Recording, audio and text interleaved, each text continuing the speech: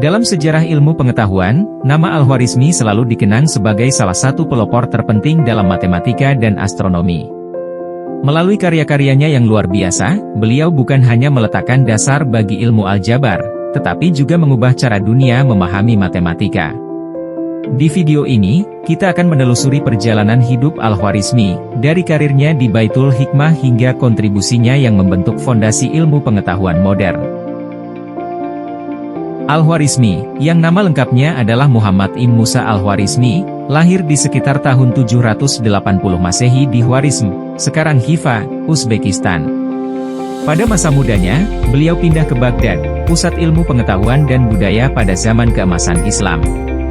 Di sana, Al-Khwarizmi menjadi salah satu ilmuwan terkemuka di Baitul Hikmah, sebuah lembaga penelitian yang didirikan oleh Khalifah Al-Ma'mun. Lingkungan yang penuh dengan intelektual dari berbagai disiplin ilmu ini memberi Al-Khwarizmi akses ke berbagai karya ilmiah dari berbagai budaya. Salah satu kontribusi terbesar Al-Khwarizmi dalam matematika adalah pengembangan ilmu aljabar.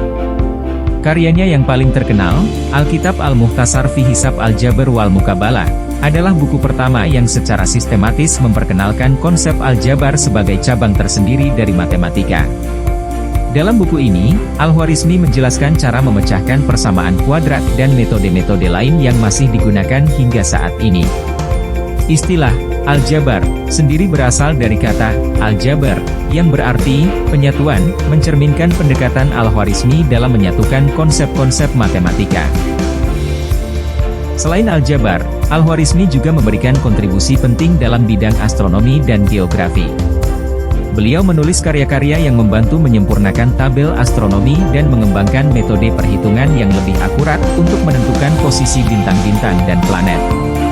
Selain itu, Al-Khwarizmi juga menyusun peta dunia yang sangat maju untuk zamannya, dengan koordinat yang lebih akurat dibanding peta-peta sebelumnya. Karyanya dalam bidang ini menjadi rujukan utama bagi para ilmuwan di dunia Islam dan Eropa selama berabad-abad.